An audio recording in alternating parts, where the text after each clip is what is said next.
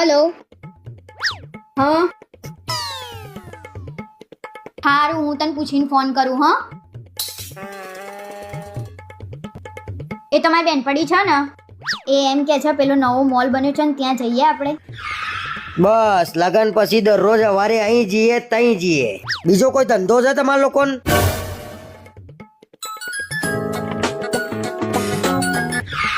હા બોલ, ક્યાં જવાનું છે? નહીં મેળાવ,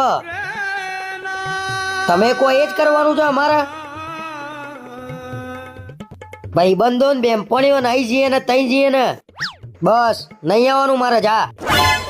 નહીં અવાય, તું જતો આ એકલો.